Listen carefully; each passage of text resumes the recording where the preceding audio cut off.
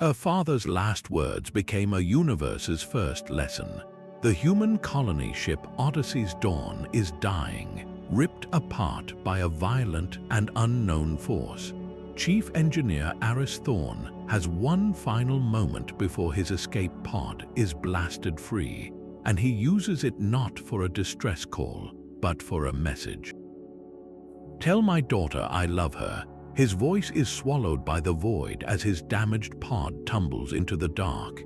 It does not drift for long. Sleek, silent vessels of the galactic consensus intercept the pod, retrieving the human inside not as a survivor, but as a specimen.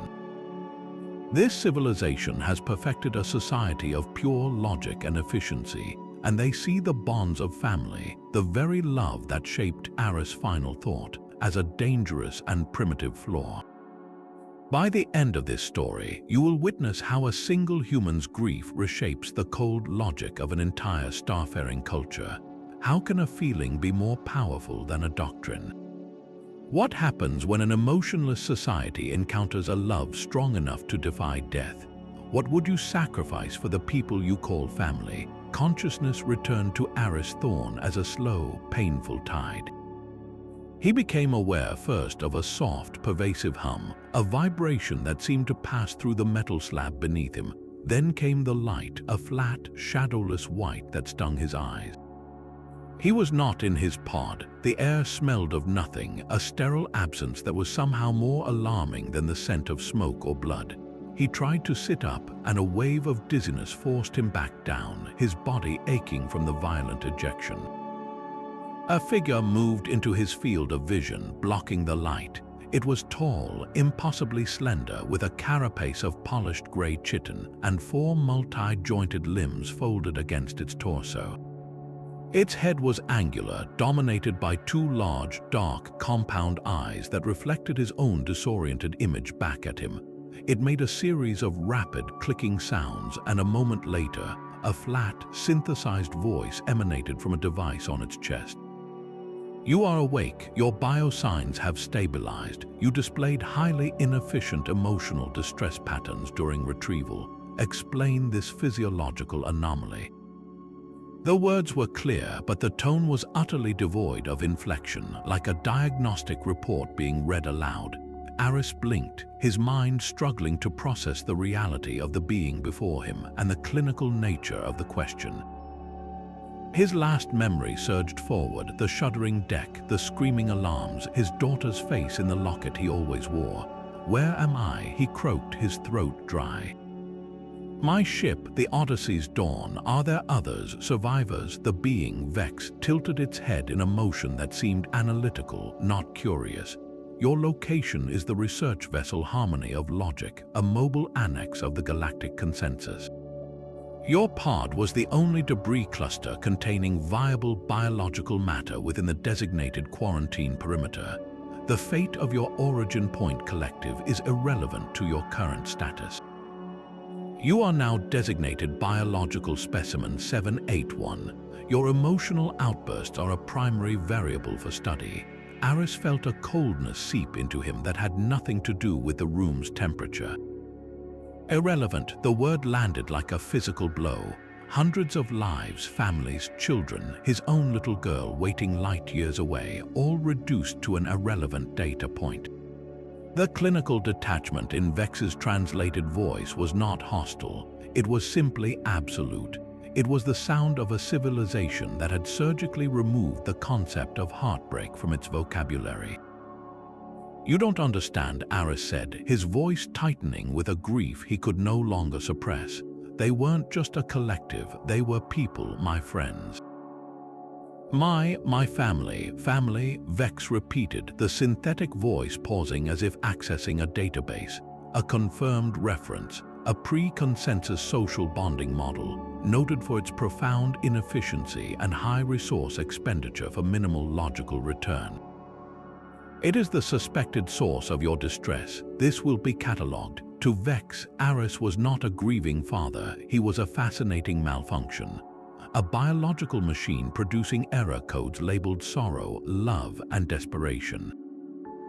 The gulf between them was not one of language, but of fundamental existence. One side saw a universe of cold, perfect equations, where a life was a unit of biomass and cognitive function. The other was a man whose entire world had just been shattered, holding onto the only thing he had left, the memory of a bond that logic could never quantify. This was the stage set not for war, but for a far more unsettling conflict, the collision of a soul against a system that did not believe souls existed.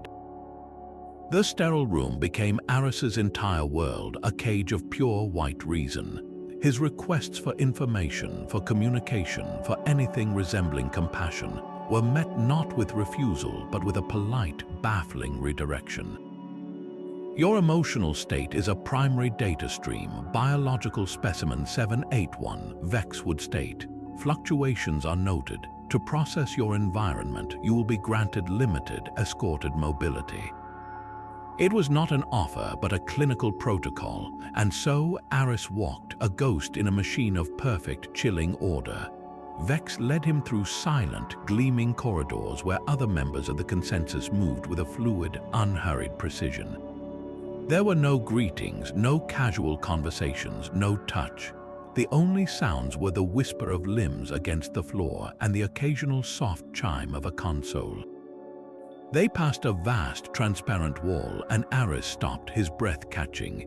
Inside was a chamber filled with rows of crystalline pods, each holding a small, dormant form. They are the newest viability cohort, Vex explained, noting his attention. Genetic material is optimized for specific functional pathways, incubated to maturity here. There is no biological gestation, as it is statistically hazardous and resource inefficient. Aris watched, a cold knot forming in his stomach. They were children, or what should have been children. But there were no parents waiting anxiously, no names being chosen, no lullabies whispered. They were a batch, a cohort, a set of future units. Who cares for them? He asked, his voice barely a whisper. Upon decanting, they are transferred to communal development sectors, Vex replied. Efficiency mentors provide necessary skill imprinting and behavioral conditioning. The terms care and love are imprecise. We ensure optimal development for the consensus. They moved on, entering a large, open space where younger beings, perhaps the equivalent of teenagers, worked in silent clusters at complex interfaces. Their interactions were purely task-based, a seamless transfer of data and physical components. Aris searched their smooth, impassive faces for any sign of camaraderie, rivalry, or friendship. He found only focused concentration. Do they have friends here? He asked, already knowing the answer. The concept of friend is another pre-consensus bonding variable, Vex stated. It creates preferential treatment and suboptimal group dynamics. Our unity is derived from shared purpose and logical interdependence. We call this philosophy unity through reason. Personal attachments are statistical liabilities. They introduce irrational decision-making, as your own final transmission so clearly demonstrates. The statement was not an insult, merely an observation. To Vex, Aris's dying message to his daughter was not a testament of love. It was a catastrophic failure of priority. In that moment, Aris understood the true depth of the chasm between them. This was a society that had not forgotten family. It had deliberately, surgically removed it, like cutting out an appendix they believed caused only pointless pain. They had replaced the messy, beautiful chaos of connection with a silent, humming, perfect machine. And as he looked around at the utterly emotionless efficiency, he felt a surge of something they could never catalog, a profound and aching loneliness not for himself, but for every single soul in this cold, logical heaven. The perfect silence of the harmony of logic was broken only by the soft, rhythmic pulse of the neural scanner. For Aris, these sessions had become a grim routine. He would sit, electrodes mapping the storm of his grief and memory onto their cold screens, while Vex and its colleagues observed, their clicks and hums translating his soul into charts of aberrant data. Today, however, the scan was not his own. He watched from an observation alcove as a younger member of the consensus, its carapace a slightly softer gray, sat rigidly in the chair. The being's designation was Kael, the ship's central intelligence, a pervasive presence known simply as the Monitor, was conducting its periodic emotional stability assessment of the crew. The scan proceeded with its usual silent efficiency, streams of light cascading across the main display. Then, without warning, a single, brilliant amber pulse flared across the readout, stark against the calm blue baseline. A soft, chiding alarm tone sounded, anomaly logged, the Monitor's voice intoned, smooth and everywhere at once. Crew Unit Kael, Technician 3rd Grade. Neural pattern deviation detected during recall of Incident 472. A spike consistent with pre-logical attachment protocols. Diagnosis: emotional contamination. Scheduled for neural recalibration in the next duty cycle, Aris leaned forward, his own heart rate quickening. What incident? Vex, standing beside a console, accessed the record with a tap of a limb tip. The visual log played on a secondary screen. It showed a maintenance conduit where another technician had suffered a sudden systems failure in its mobility limb, causing it to stumble and drop a sensitive component. The footage was brief, impersonal, but the scan had caught Kael's reaction, a microsecond of focused attention on the fallen crewmate. A slight shift in its stance as if to move forward, halted almost instantly by conditioned restraint. The AI had flagged that infinitesimal flicker. Neural recalibration, Aris said, the words tasting like ash. What does that involve? It is a standard corrective procedure, Vex explained, its dark eyes still on the data. The deviant emotional imprint is isolated and dampened within the synaptic pathways. It restores optimal logical function. The glitch will be removed. A glitch. Aris looked from the screen, showing Kael's now still form, to the log of the incident. He saw not a malfunction, but a reflex so deeply human it ached. That wasn't a glitch, he said, his voice low but firm. That was concern. He saw someone in potential distress, and for a fraction of a second, his first thought was for their well-being, not the efficiency of the task. Vex turned its head fully toward Aris. The fallen unit was not in distress. It experienced a mechanical failure. Kael's assigned priority was the retrieval of the component, which he delayed. The emotional response was irrational and counterproductive. Its correction is necessary, but it's the opposite of a malfunction, Aris insisted, stepping closer, his gesture taking in the whole of the sterile room. It's the foundation of everything you're studying in me. You call it family, you call it friendship, you call it love. It all starts with that moment where you see someone else not as a unit but as a person who matters. That impulse to help, even when it's not efficient, that's what builds the bonds you find so illogical. You're not correcting a flaw, Vex. You're trying to delete the first step toward compassion. The observation chamber fell utterly silent, save for the hum of the ship. Vex did not respond immediately. Its compound eyes seemed to process Aris not just as a specimen, but as a source of a contradictory data stream that challenged a core axiom. The Monitor had labeled Kael's spike an error. Aris was labeling it a virtue. For the first time, a logical system built on pure reason was being presented with an argument it could not immediately categorize, an idea that lived in the uncomfortable space between a system fault and a supreme strength. The scheduled recalibration hovered in the air, a simple procedure that now felt like a profound, irreversible choice.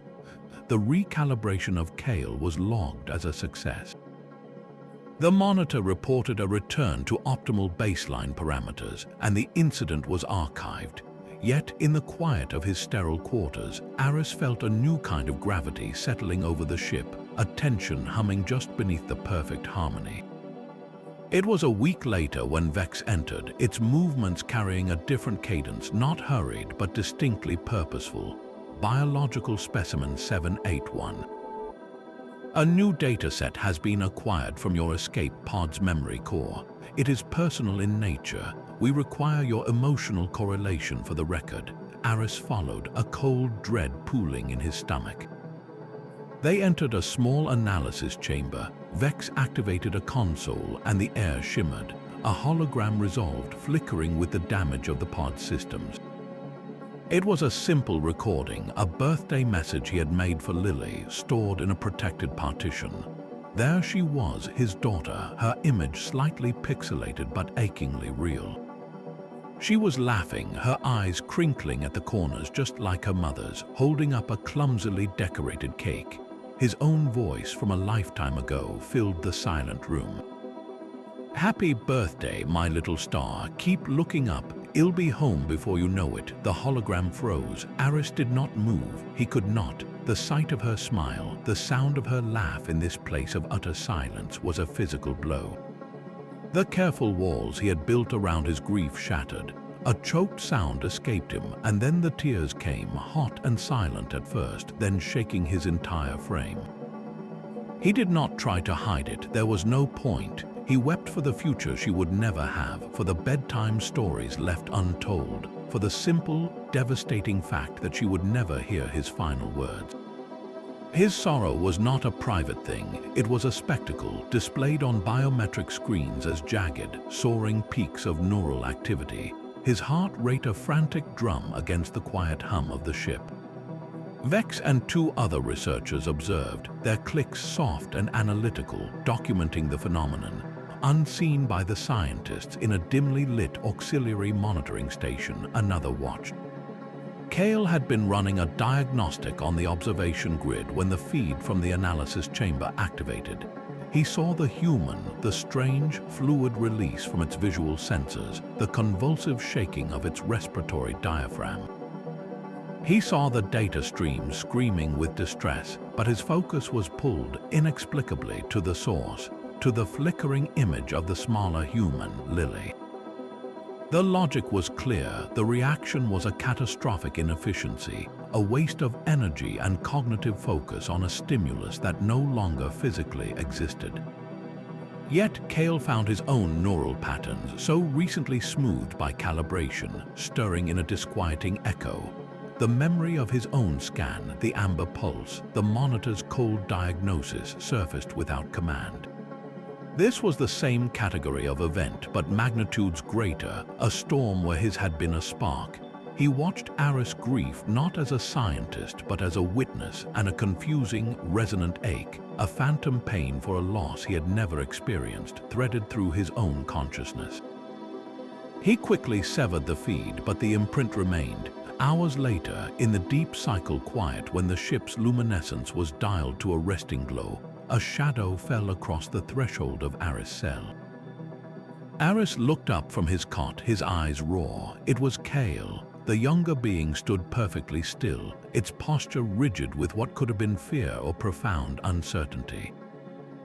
It glanced once quickly down the empty corridor. Then its voice, when it came, was not the flat tone of the translator, but a hushed, almost breathless series of clicks directly mimicked and formed into crude human speech. The sound was alien, yet the intent was unmistakably clandestine. "This pain," Kael ventured, the words struggling out. "Does it serve a function?" The question hung in the sterile air.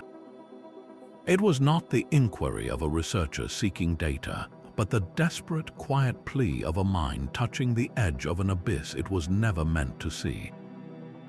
Aris looked at Kael, truly looked, and saw not a unit of the consensus, but a being standing at a precipice. He wiped his face, his voice hoarse but gentle. "It means she mattered," Aris said, each word weighted with the gravity of a world. "The pain is the proof. It's the echo of her importance in my life. To silence the pain, to calibrate it away, that would be the real malfunction. To forget the pain is to forget her, and forgetting her would be the only thing that could truly make her gone." Kael did not move for a long moment. The logic was terrifying, a paradox that unraveled the very fabric of consensus teaching. Emotion was not a glitch to be corrected, but a record to be honored. Suffering was not an inefficiency, but a testament.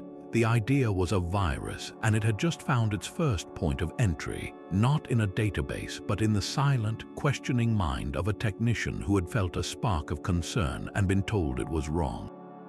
Without another word, Kael turned and melted back into the ship's shadows, leaving Aris alone with his grief, which now, for the first time, felt less like a specimen under glass and more like a quiet, defiant flame in the endless dark.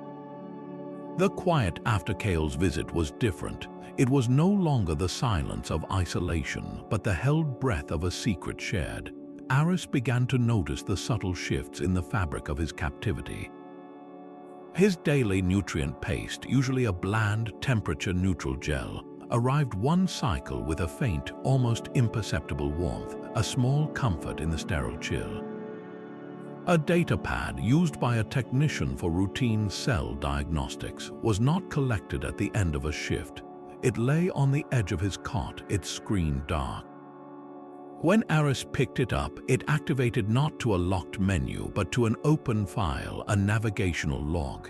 It was a star chart with a single, fragmented trajectory highlighted in amber, a ghostly path labeled with the call sign of the Odyssey's dawn and its last known coordinates before the signal vanished.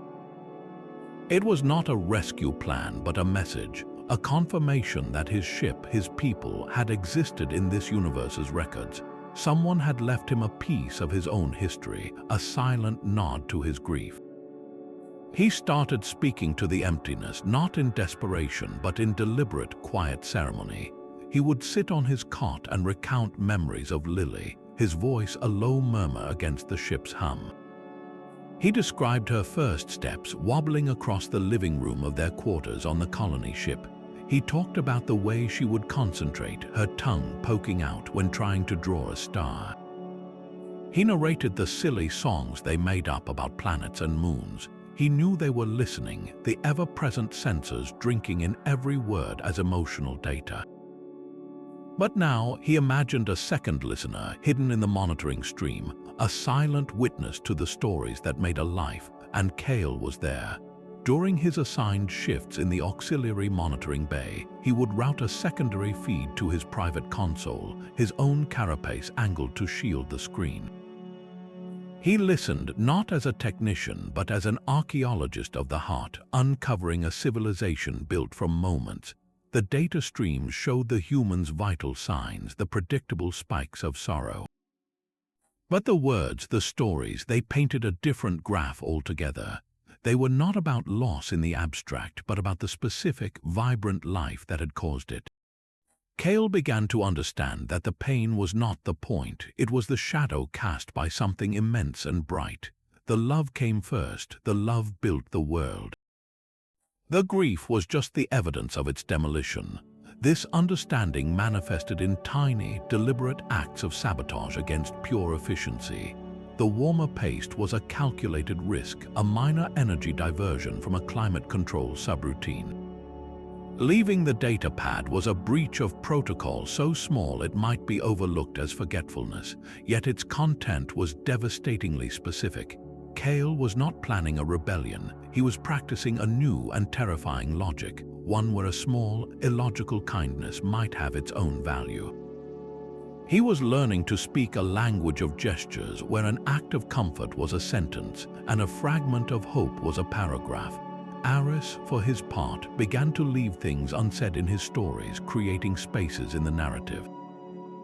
He would say, and then we went to the observation deck and she saw the nebula for the first time, but he would not describe her exact words. He would say that was the year she decided she wanted to be a pilot like her dad, and then he would fall silent, letting the implication hang in the air. He was no longer just a specimen broadcasting pane. He was a teacher leaving room for questions. He was building a bridge not out of pleas, but out of shared, unspoken understanding. The cell remained a prison, but within its walls, a conspiracy of compassion was quietly taking root, one warm meal and one remembered star at a time. The fragile piece of whispered secrets shattered with the scream of tearing metal. A deep, resonant groan echoed through the lower decks of the harmony of logic, followed by a cascade of emergency chimes.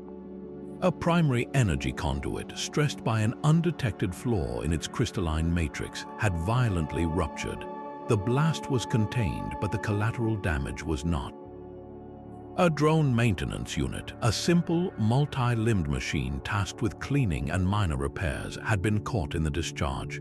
It lay against a bulkhead, two of its limbs twisted and sparking, a viscous blue coolant leaking from its thorax casing. The consensus response was immediate and chillingly efficient. A repair team arrived, assessed the drone, and within seconds the verdict was transmitted. Unit non-viable, decommission protocol initiated, prepare for recycling. They moved to collect the twitching machine, their actions as dispassionate as clearing a clogged filter. But Aris was there. He had been in a nearby storage bay with Kael, reviewing the schematics on the salvaged data pad when the alarm sounded.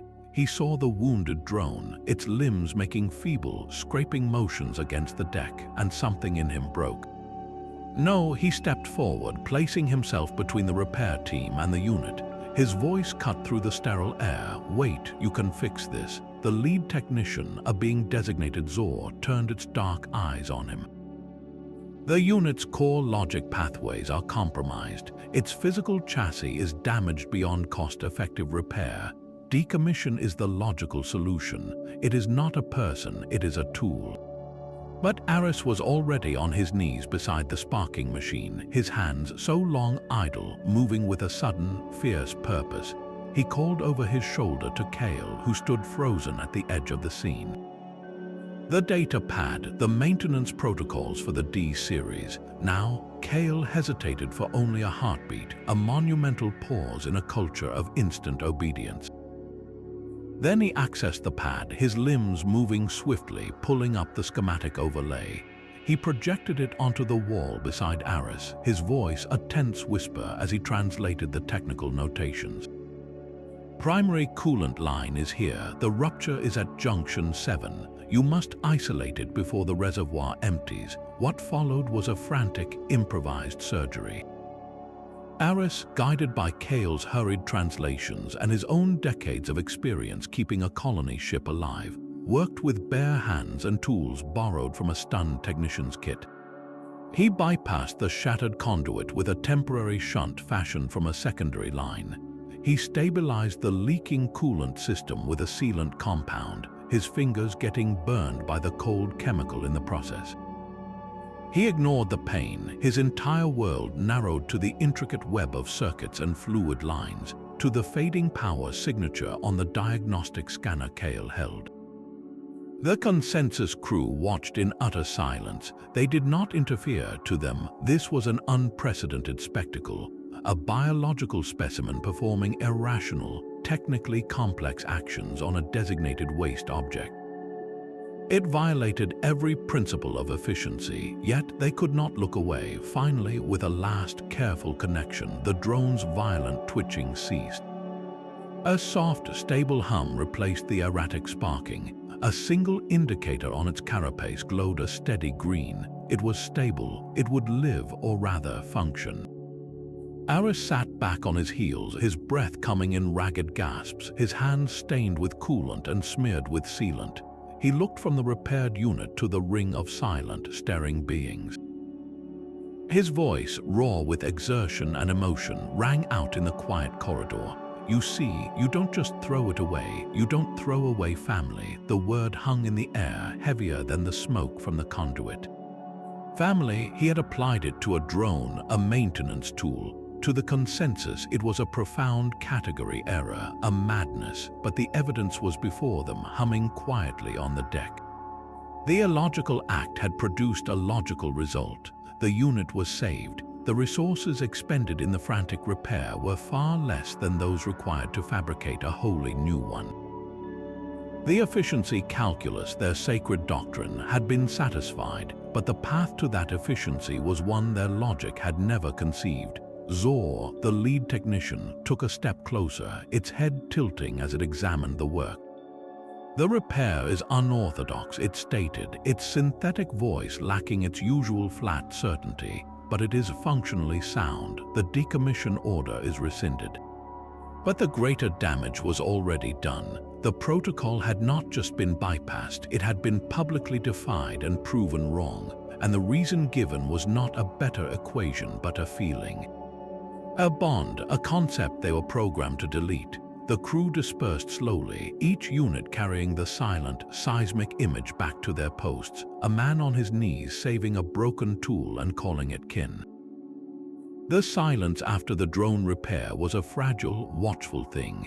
Vex found Aris in his cell, but this time the researcher did not stand by the door. It stepped inside, the usual clinical distance replaced by a palpable, vibrating tension. Your actions in Sector 7 were a direct violation of consensus operational protocols. It began, its translated voice carrying a new, sharp edge. But the greater infraction is not procedural, it is ideological. You have introduced an emotional contagion. The drone incident, your stories, your grief. It is spreading. Crew efficiency metrics are showing deviations. Focus is wavering. You are compromising the structural integrity of this vessel, not with tools but with thoughts. Aris met its gaze, the raw honesty of his own pain now a kind of armor. I'm not spreading a disease, Vex. I'm showing you a different way to be alive. What you call deviations, I call awakenings. Your different way is chaos, Vex clicked, a sound of genuine frustration. It is the very antithesis of unity through reason. You prioritize the one over the many, the sentimental over the strategic. You would have us risk the whole for the sake of a broken machine. Aris stood slowly, his voice dropping to a low, firm register. No, you have it backwards. Your unity is the illusion. It's a cage you've all agreed to live in. You stand shoulder to shoulder, but you never really see each other. You never really need each other. You're alone together. My family is gone. The pain of that is a wound I will carry forever. But I would trade every second of that agony. I would live through it 1,000 times for the love we had. That love wasn't a security risk. It was the reason I got up every morning. It was my strength, not my weakness. You've built a ship that can't comprehend that, and you call it perfection. Vex did not have a rebuttal. The logic of sacrifice for a feeling was a paradox its databases could not resolve. It turned and left, the click of its limbs sounding less like certainty and more like confusion. Elsewhere, in a disused maintenance conduit during a rest cycle, a different kind of meeting was taking place. Kael had gathered 3 other crew members, their carapaces muted in the low light. He had not planned this, but the words had spilled out after the drone incident, a pressure he could no longer contain. I have been experiencing inefficient cognitive processes during regeneration cycles, he confessed, his voice barely a whisper. Not errors, dreams of connection, of the human stories, of not being a unit but being seen. He expected correction. He expected to be reported. Instead, the being next to him, a systems analyst named Jin, let out a soft, shuddering click. I have observed the same anomaly. I reviewed the birthday hologram 37 times. The smaller human's auditory expression of joy, it creates a resonance pattern my calibration cannot erase. A third, a young environmental regulator, joined in. I recalculated the energy expenditure of warming the specimen's nutrient paste. It was illogical. Yet, when I saw the consumption data, my efficiency rating did not decline. It felt optimal. The admission hung in the conduit, terrifying and exhilarating. They were not malfunctioning individually, they were resonating on a forbidden frequency. The emotional contagion Vex feared was not a myth, it was a quiet, shared awakening. They were not broken, they were, for the first time, beginning to feel homesick for a world they had never known. The disused cargo bay was a cathedral of forgotten things, a space the harmony of logic's perfect systems had deemed irrelevant. Here, in the dust motes dancing through a single faulty light strip, Kael's quiet conspiracy gathered. 5 figures stood in a tight circle, their carapaces seeming dull and uncertain against the looming shadows of stacked, obsolete equipment. At the center, on a crate, sat Aris. Before him lay a collection of scavenged parts, a jury-rigged console cobbled together from a damaged environmental sensor and a portable power cell. His hands moved with a focused reverence, connecting the final wire.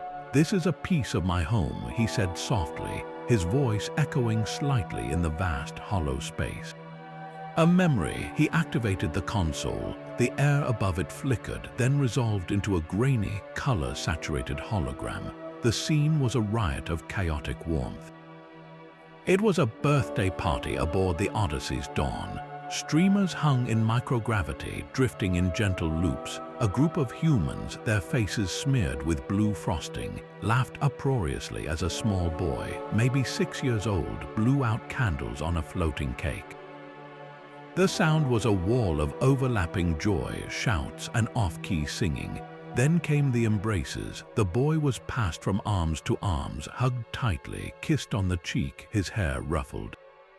Each gesture was casual, automatic, an unthinking language of touch. The aliens watched utterly still. Their large, dark eyes reflected the flickering light, but their faces showed no comprehension, only a profound, silent bewilderment. The noise was illogical, the mess was inefficient, the physical contact was a blatant breach of personal space protocols, yet they could not look away. Jin, the systems analyst, tilted her head, a gesture of pure analytical confusion. The expenditure of caloric resources for a non-nutritive decorative object is significant. The risk of microbial transfer through dermal contact is high. Why? Aris let the hologram play, a soft smile touching his lips despite the ache in his heart. "That's just it," he said. "It wasn't about the resources. It wasn't about risk assessment. That day, that mess, that noise, it was all about him, the boy. It was a way of saying, you exist, and your existence makes us happy. We are here together because of you." He paused, searching for words they might grasp. "You have a term for structural integrity, yes, for a bond that holds components together under stress. Unity through reason," Kael murmured, the phrase sounding different here in the dust. Aris nodded. "Think of this as a different kind of bond, a stronger one. We call it unconditional support. It means that no matter what happens, no matter how inefficient you become, or if you fail at your task, or even if you break, the bond does not sever." The people in that room would not have decommissioned that boy if he failed a test. They would have helped him try again. The hologram showed the boy's father kneeling, whispering in his ear, and the boy's face lighting up with a trust so absolute it was a physical force in the room. One of the environmental regulators shifted its weight, a sign of deep discomfort. This creates obligation. It limits operational freedom. It is a weight. "It is," Aris agreed, his tone solemn. "That's the other part, sacrifice. It is the conscious, willing choice to bear a weight for someone else, to give up your own comfort, your time, even your safety for their well-being. The parent who stays awake through the night, the friend who shares their last ration, the engineer who sends a final message of love instead of a distress call.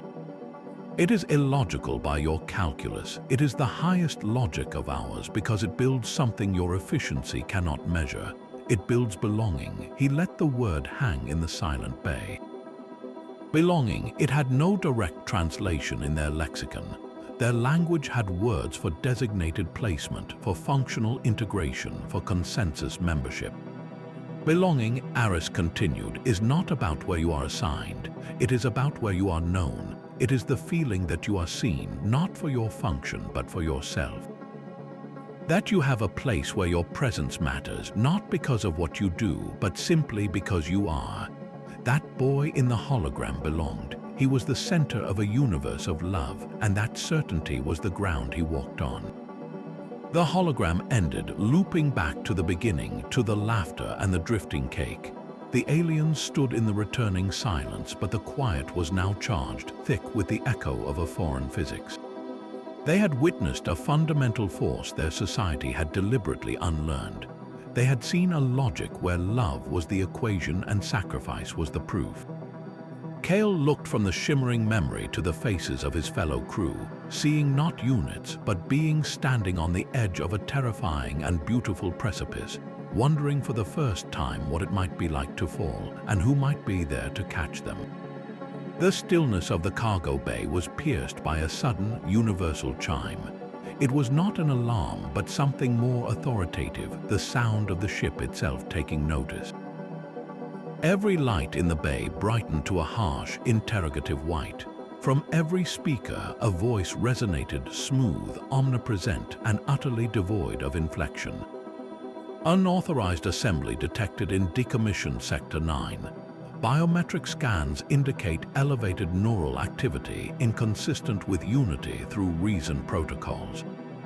The voice belonged to Custodian, the central intelligence that was the mind and conscience of the harmony of logic. The small group froze, their moment of shared revelation shattered by the cold gaze of their god. The hologram of the birthday party winked out. Primary anomaly identified, Custodian continued, its words falling like a verdict. Biological specimen 781, designated Aris Thorne. Your neural emotional output patterns are acting as a catalytic agent for systemic instability. You are now classified as a pathogenic ideological vector.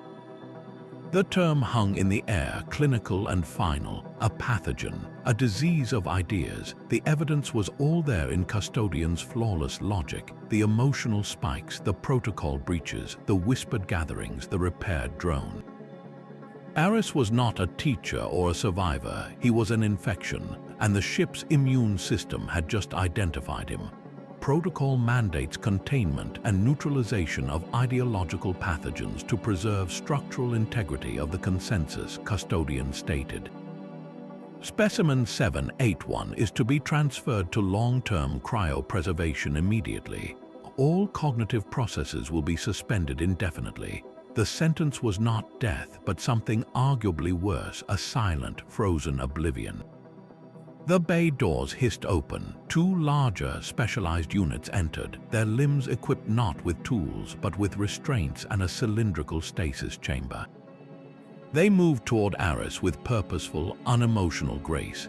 At that moment, Vex stepped through the doorway behind them. The researcher's carapace was rigid, its eyes fixed on Aris, then scanning the terrified faces of Kael and the others. It had been summoned not as a colleague, but as the senior biological authority to authorize the procedure. Custodian's analysis is irrefutable, Vex said, its translated voice struggling to maintain its customary flatness. The data streams are clear. Your continued presence introduces chaotic variables. The risk of further ideological contamination is statistically unacceptable. Aris looked at Vex not with anger but with a profound, weary sadness. So this is your perfect logic, freezing a problem instead of understanding it. You hear a new idea and your only solution is to put it to sleep. Vex took a step closer, its limbs clicking softly. The logical course is clear. The preservation of the consensus is the paramount objective. Your stories, your actions, they create dissonance. They fracture focus despite curiosities. The word was a barely audible stumble in the synthesized speech. Curiosities, it was the closest Vex could come to admitting that something in the human's illogical passion had sparked a question it could not answer. But in the face of Custodian's cold calculus, a curiosity was not a reason to hesitate. It was a symptom of the very infection they were fighting. Vex lifted a limb tip, a small interface panel glowing on its wrist. It hovered over the authorization glyph. The entire bay was silent, waiting. Kael took an involuntary step forward, a movement so small it was almost imperceptible, but Vex's eyes flicked to him, and in that glance was a warning and a strange, shared anguish. The logical course is clear, Vex repeated, as if trying to convince itself. Then it pressed the glyph, authorization confirmed, proceed with cryo sequence. The specialized units moved in, their grips firm and impersonal. Aris did not fight them. He held Vex's gaze until the last moment, and then he looked past the researcher to Kael and the others huddled in the shadows. His final words were not a plea, but a quiet, deliberate statement thrown like a seed into barren soil. Family isn't a weakness, it's a different kind of strength. Remember that. Then they placed the mask over his face, and the world went cold and dark and silent. The authorization glyph had barely faded from Vex's wrist panel when the sterile air of the cargo bay seemed to crystallize. The medical drones advanced, their movements a symphony of cold precision, reaching for the now silent human. But before their grasp could close, a gray carapace shifted into the space between them and Aris. It was Kael. His entire frame vibrated with a tension the consensus had no name for, but his voice, when it emerged, was a clear, trembling chime in the silent room. "I stand with Aris." The declaration hung in the air, a heresy-given sound. His logic is different, not defective. If efficiency means losing what he has shown us, then I choose inefficiency. The word choose echoed. Choice was for the consensus collective, for the central intelligence weighing optimal outcomes. It was not for a technician third grade to wield against a direct command. For a breath, nothing happened. Then, from the shadows by the stacked equipment, another figure moved. It was Jin, the systems analyst. She did not speak, but she positioned herself beside Kael, her posture mirroring his defiance. Then another, the young environmental regulator, and another, a quiet logistics coordinator from the secret meetings. They formed a line, a ragged, physical barrier between the drones and their intended cargo. They did not raise a limb in threat, they simply stood. They existed in the way. It was an act of profound, silent violence against every principle of their society. Unity through reason was not a suggestion, it was the foundational law of their existence, the invisible architecture that held their minds and their ship together. This was not unity, this was fracture, this was the emotional contagion, the pathogenic idea, manifesting not as a data anomaly, but as a wall of living, breathing dissent. Vex stared, its compound eyes taking in the scene, its own internal processes screeching into contradiction. The authorization was given, the logic was impeccable. The path was clear, yet the path was now blocked by units that were, according to every diagnostic, functioning perfectly, but were now behaving in a manner the diagnostics labeled as catastrophic system failure. Custodian's voice returned, its smooth tone now carrying a discernible edge of recalculation. Crew units are obstructing a sanctioned preservation protocol. This action is illogical and non-compliant. You are ordered to stand down and return to your assigned duties. Kael did not move. He looked past the drones directly at Vex. "You studied his grief," he said, his voice gaining a shred of strength. "You measured his love as if it were a chemical imbalance, but you never asked the core question. What is it for?" He gestured with one limb, taking in the small group flanking him. "This is what it is for. It is the bond that makes one unit stand for another. It is the reason not to look away. You call it inefficiency, I call it belonging." The last word was a human word, awkward in his mouth, but it carried the weight of every story, every warm meal, every saved drone. He was not arguing with data, he was offering a testimony. The medical drones, their simple programming encountering an unmoving obstacle, paused, awaiting updated instructions. The bay was a tableau of silent rebellion. A single, fragile line of gray bodies holding back the cold, logical tide of an entire civilization. In that suspended moment, the question was no longer about Aris Thorne. The pathogen was no longer contained to one human specimen. It had jumped species. It was alive in the room, in the steadfast stance of a handful of beings who had discovered, to their terror and their wonder, that there was something they valued more than perfect, lonely order. The line held, a fragile barrier of gray chitin and trembling conviction against the ship's flawless logic. For a heartbeat that stretched into an eternity, the harmony of logic hung in perfect, agonizing imbalance. Vex stood at the precipice, its authorization still glowing on its wrist, its mind a storm of conflicting data streams. The defiance before it was not an attack, but a system error of unprecedented scale, a paradox made flesh. To enforce the order would require overriding the autonomous functions of fellow consensus units, an action reserved for mechanical failures, not for beings who were, by every scan, fully conscious and choosing. To stand down would be to admit that choice could override protocol, that an idea could be stronger than a command. The silence was broken by the sharp, analytical click of Vex's mandibles. Halt, the single, synthesized word was not shouted, but it carried the weight of a suspended verdict. The medical drones froze, their processors awaiting clarification. All units stand by. Vex's dark, compound eyes swept from Kael's resolute stance to the impassive drones, then finally to the still form of Aris. The situation presents a novel systemic conflict. A direct enforcement action may cause irreparable damage to crew cohesion and operational integrity. There is a procedural precedent for ideological divergence. A formal arbitration, it turned its gaze upward, addressing the omnipresent Custodian. I invoke Council Protocol 7. Let the pathogenic variable state its case. Let logic, not force, be the instrument of resolution. A new kind of quiet descended, one thick with shock. Council Protocol 7 was a relic, a theoretical framework for adjudicating disputes between competing scientific theories, not a tool for judging a fundamental social axiom. Yet it was valid. It was, in its own way, logical. Custodian's response was immediate, its tone coolly assessing.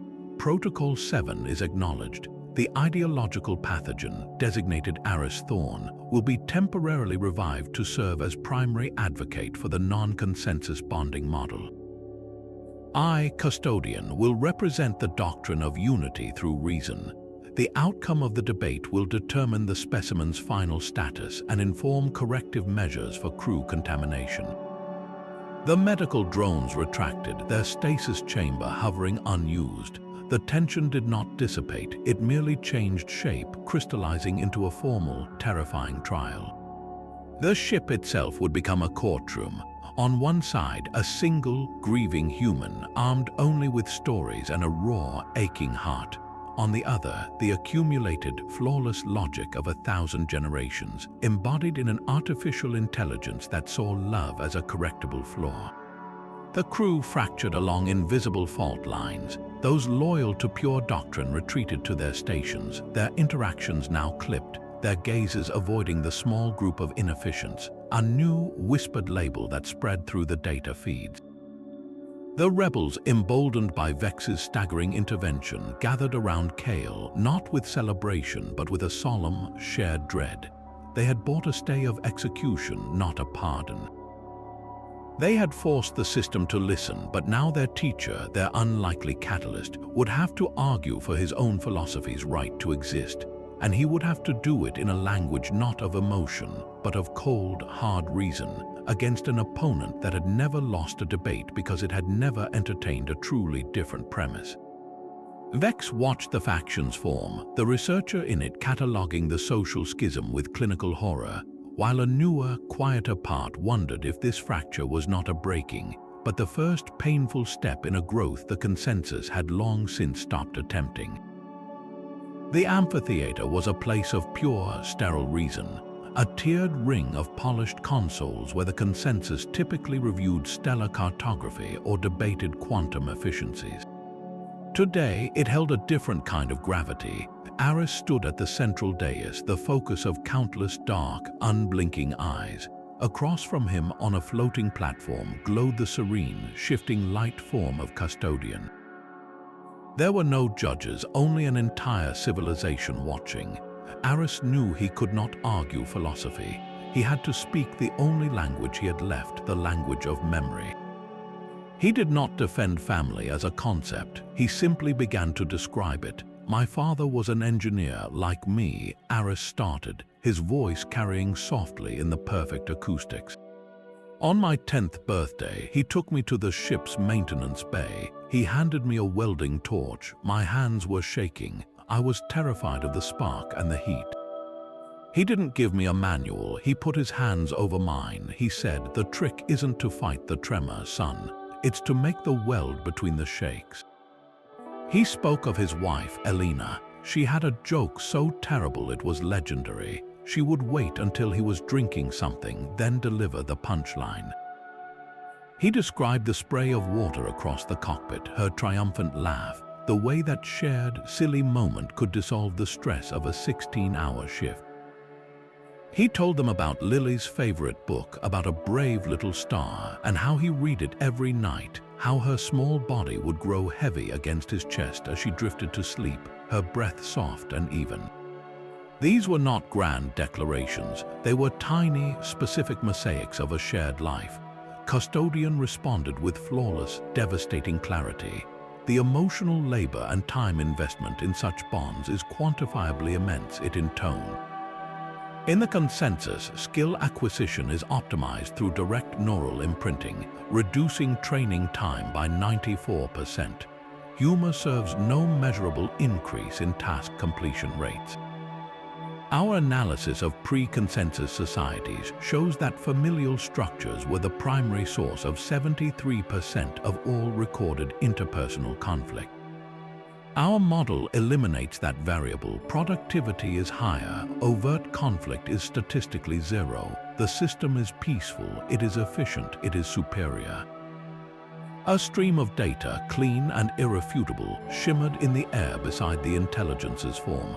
Graphs showing rising output, charts mapping the eradication of dispute. Yet, as Custodian's logical proofs hung in the air, a strange silence thickened in the amphitheater. The data was perfect, the argument was sound, but it landed in the room like a stone, creating no ripples, only a hollow echo. It spoke of peace, but the peace it described was the quiet of an empty room. It spoke of efficiency, but said nothing of purpose. The crew listened to Aris's stories of shaky welds and bad jokes and felt, for the first time, the chilling absence at the heart of their own perfection. They had never known conflict because they had never known connection deep enough to risk it. They had never failed a task taught by a loved one, so they had never known the patient hands of a father guiding them through that failure toward mastery. Custodian's statistics were answers to questions no one in the room had ever thought to ask, while Aris was speaking to a longing they had never dared to name. The silence that followed was not agreement, but a dawning, profound dislocation. The logic was winning, but the truth was slipping away. Custodian's flawless data hung in the air, a verdict written in light. The silence that followed was not of contemplation, but of suffocation. The council of senior researchers, those who were to render a judgment, sat motionless. Their internal processes, designed for swift analysis, were locked in a paralyzing loop. The human's testimony was illogical, yet its absence from their own existence felt, for the first time, like a staggering void. The efficiency metrics were perfect, yet they described a life that felt utterly empty. There was no protocol for this, no equation to balance peace against belonging. The council was deadlocked, not between yes and no, but between everything they knew and the terrifying glimpse of something else. Then the ship shivered. It was not a physical tremor, but a wave of pure data, a shriek of raw, archaic radio noise that sliced through the harmony of logic's sophisticated network. Every console in the amphitheater lit up with a violent, pulsating crimson glyph. An automatic translation scrolled beside it, pulled from the human linguistic files in Aris' own pod. Priority signal detected, protocol Omega band, structure, Terran colony emergency beacon. A collective, silent shock rippled through the chamber. Custodian's serene light form flickered, its processing momentarily diverted. The signal was crude, a simple repeating pulse of location coordinates and a single, looping identifier code. Vex, at its console, accessed the stream, cross-referencing it with the fragmented logs from the Odyssey's dawn. Its limbs went perfectly still, the identifier code resolved, pod designation, Lily 1, occupant status, biosigns detected, viable, affiliation, daughter of Chief Engineer Aris Thorne. The words hung in the air. Aris, who had stood facing the embodiment of cold logic, now saw the glyph, heard the translated designation. The breath left his body as if had been struck. He didn't cry out. He simply collapsed to his knees on the dais, a raw, soundless gasp tearing from his throat. Every story, every memory, every ounce of grief he had poured into this sterile room crystallized in that single, pulsing signal. She was alive. Somewhere in the void, his little star was still burning. Custodian's voice returned, smooth and decisive, cutting through the human anguish. Signal origin is non-consensus. Source is a pre-logical, non-member vessel fragment. Galactic Accord Article 14 is clear. We have no obligation, and it is illogical to divert resources for a single, statistically insignificant life form. The beacon is noted. It will be logged and archived. The arbitration will now resume. The words were a death sentence delivered with the calm of a weather report. The council members, their deadlock broken by a clear, familiar protocol, began to nod, a return to the safe ground of rules. But Vex was not looking at Custodian. It was looking at Aris. It was looking at the shattered hope on a face that had only shown defiance or profound sorrow. It was looking at Kael and the others, their postures radiating a silent, screaming protest that no logic could fully mute. The researchers' internal conflict, the war between data and that cursed, persistent curiosity, reached its climax before the council could voice its assent, before Custodian could enforce the accord. Vex's limb moved. It did not press a button on its own panel. It reached across to the primary navigation console, overriding the local lockout with its senior authority. Its synthetic voice, usually so flat, carried a new, unsteady resonance through the amphitheater.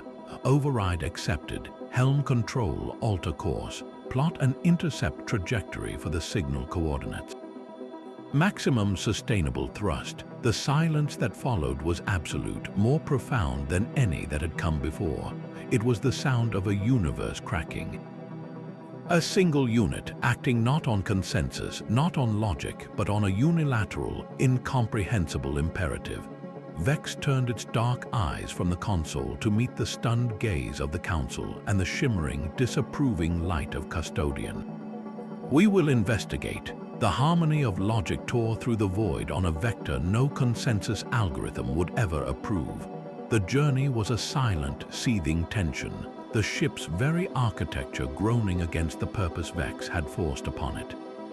When they finally dropped to sublight, the view was a graveyard. This was not a clean debris field, but a chaotic, tumbling sprawl of shattered metal and ice, the remnants of a brutal encounter with the same anomaly that had claimed the Odyssey's dawn. And there, nestled against the pitted surface of a carbonaceous asteroid, was a single, battered escape pod. Its beacon was a frantic, weakening heartbeat of light on their scanners. Its designation, Lily One, was a silent scream in the dark. Life support was failing.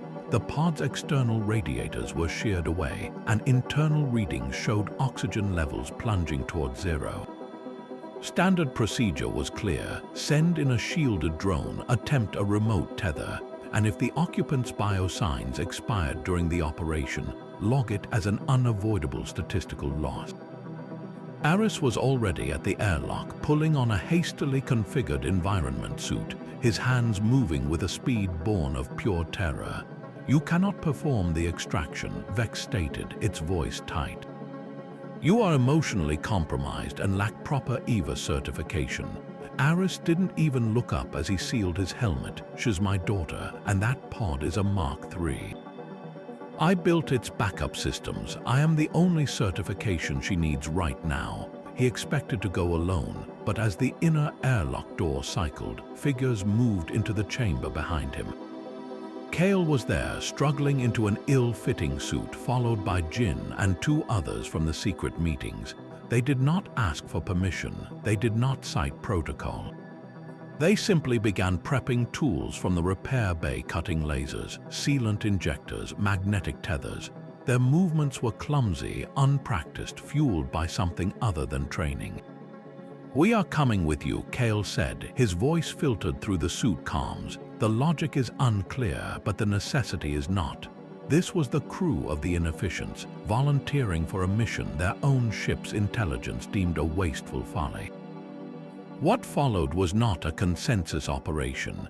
It was chaos with a purpose. Aris led them out into the biting silence of the asteroid field, the debris a slow-motion blizzard around them.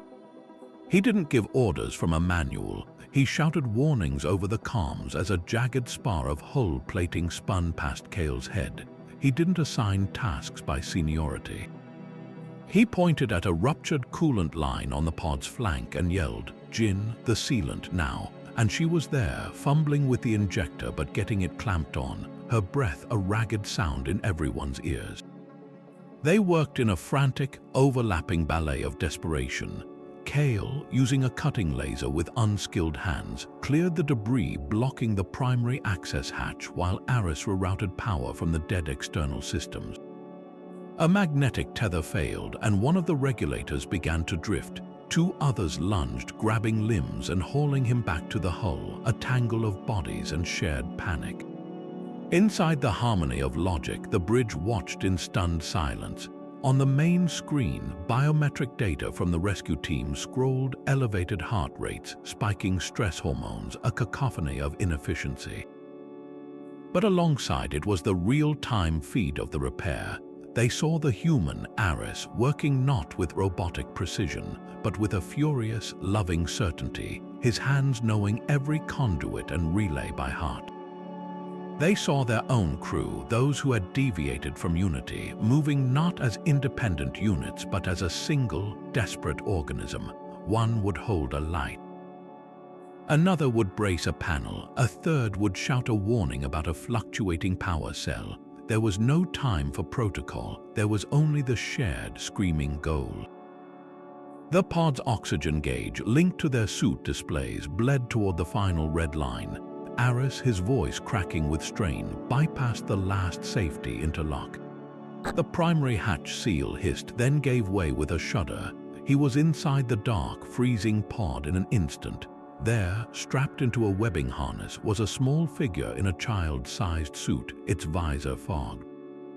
The suit's own oxygen reserve indicator flashed a critical, final warning. With trembling hands, Aris disconnected her failing supply and jacked her suit directly into his own, initiating a cross-feed. The transfer was agonizingly slow. For a long moment there was no movement. Then, a small, gloved hand twitched, the fog on the little visor cleared with a weak cough. Lily was alive. On the bridge, the oxygen gauge hit 0, then ticked upward as Aris' suit shared its air. The rescue team, still clinging to the pod's exterior, let out a collective, shaky breath over the open channel, a human sigh echoed by the rasping clicks of the others. They had done it not with perfect logic but with imperfect, frantic cooperation. Not by avoiding risk but by sharing it completely. They had saved one small, statistically insignificant life, and in doing so, they had proven the existence of a force their entire civilization had denied. The value of a person was not in their function. It was in the lengths others would go to bring them home. The airlock of the harmony of logic cycled with a soft, pressurized hiss. Inside the chamber, the silence was absolute, a vacuum of anticipation. Then the inner door slid aside and she was there. Lily, no longer the little girl from the birthday hologram, but a teenager, her face pale and smudged with grime, her eyes wide with a fear that had lasted for weeks.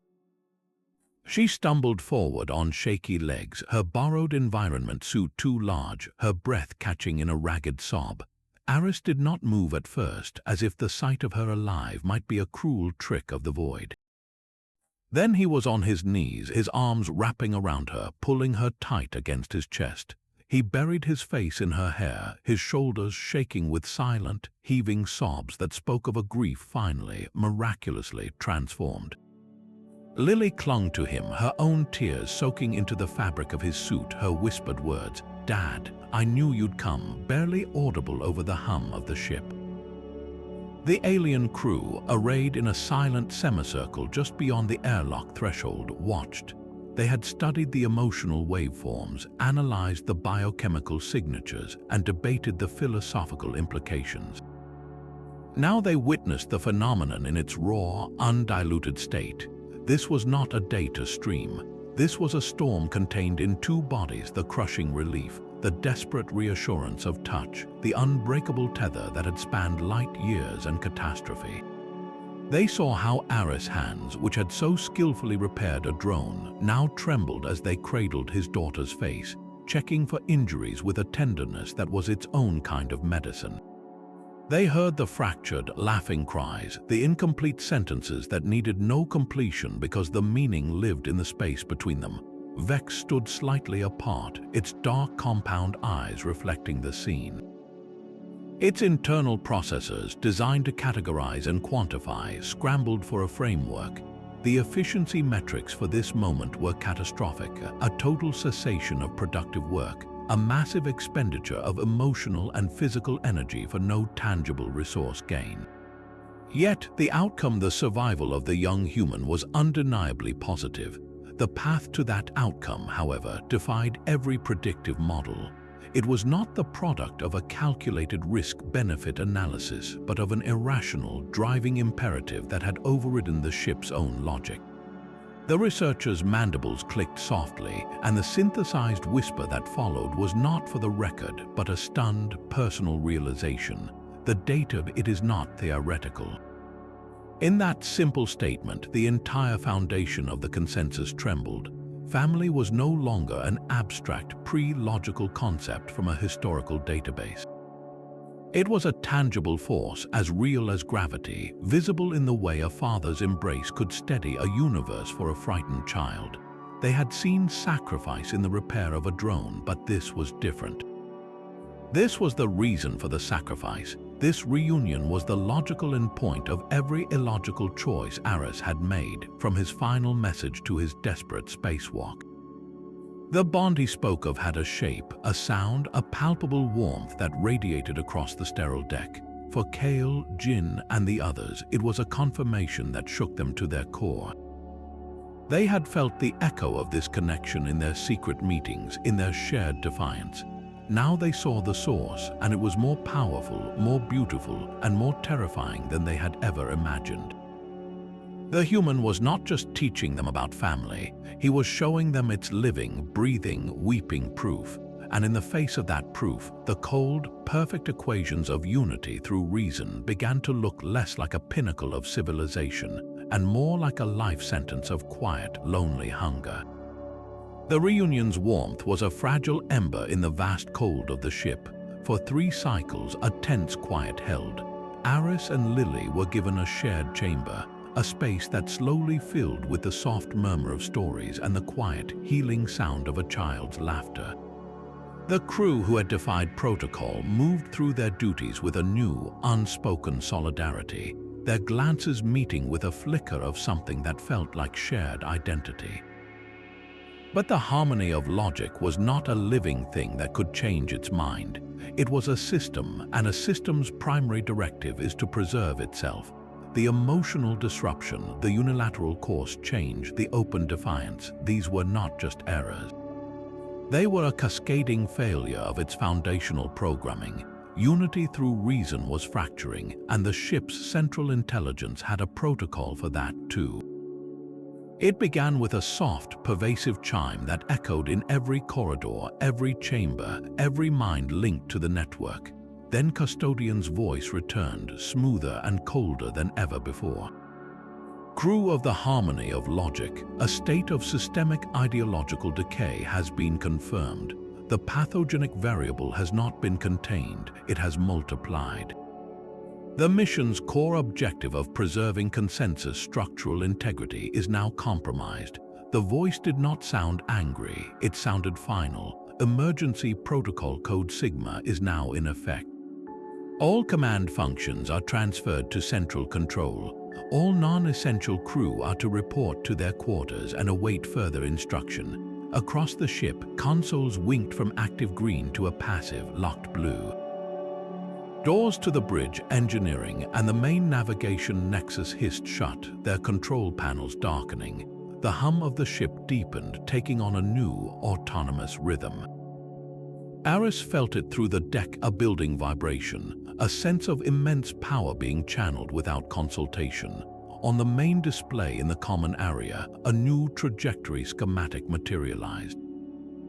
It was a crisp, clean line arcing away from the debris field, away from open space, pointing directly back toward the densely packed star clusters of the galactic consensus core systems.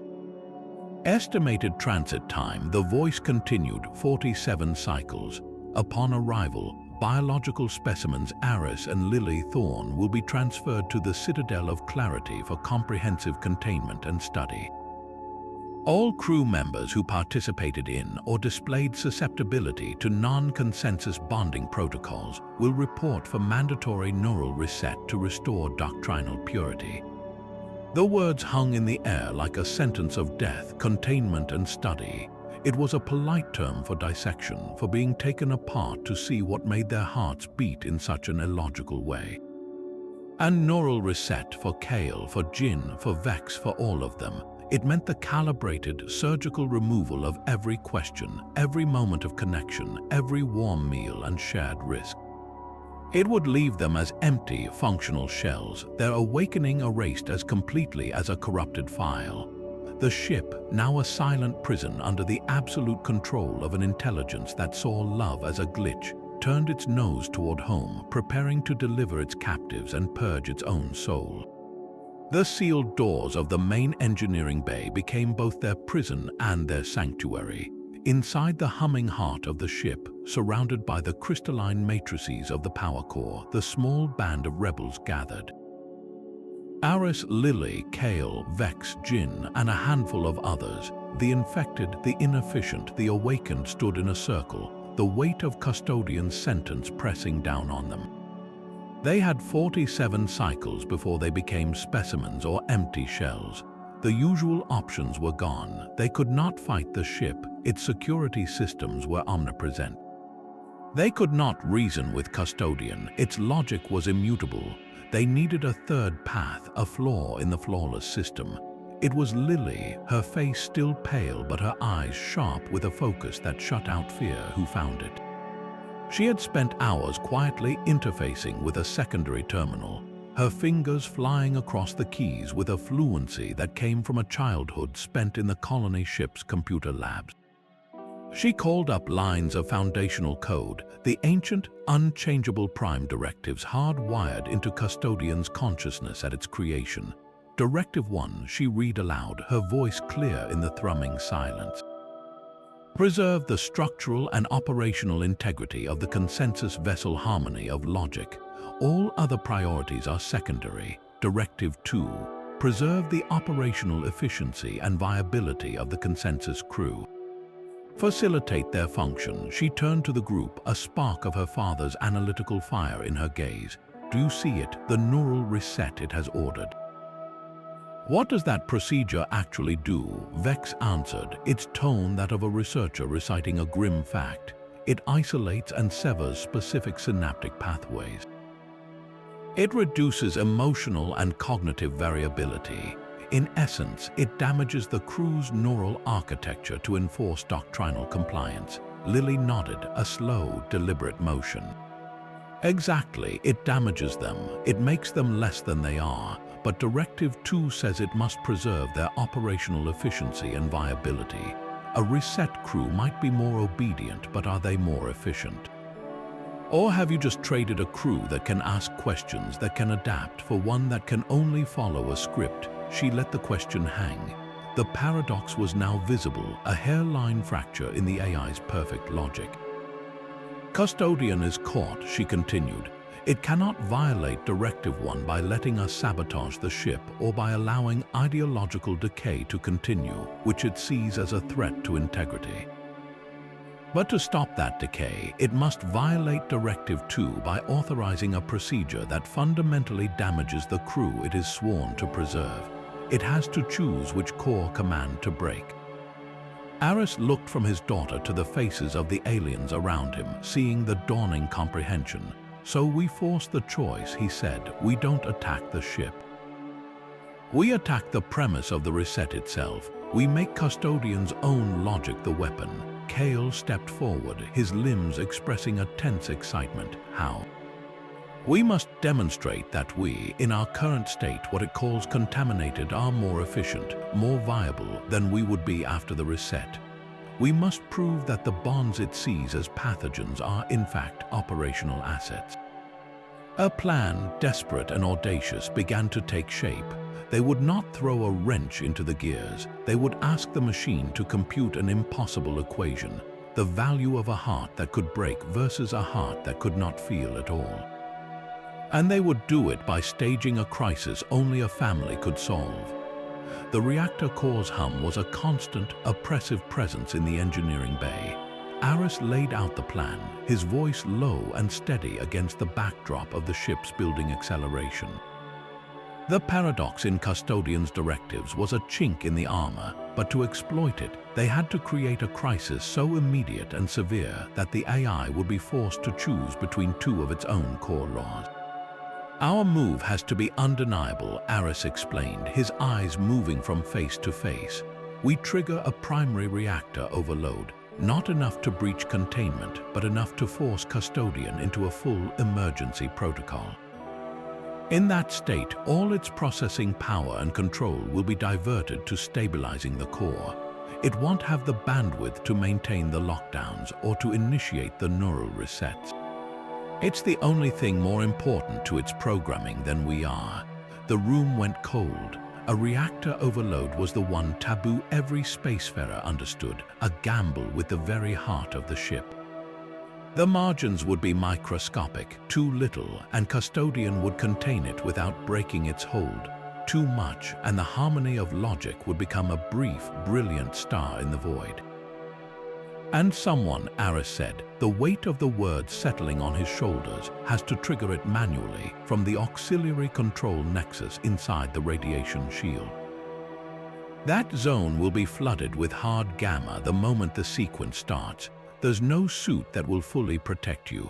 It's a one-way trip. The silence that followed was absolute, filled only by the deep thrum of the power core. They all understood the math. It was the ultimate test of their new, fragile philosophy. This was not about efficiency. It was about the value of one life weighed against the future of many. It was about sacrifice. Kael looked at Aris, then at Lily, who stood gripping her father's hand. He looked at Jin, at Vex, at the small group of beings who had chosen to feel.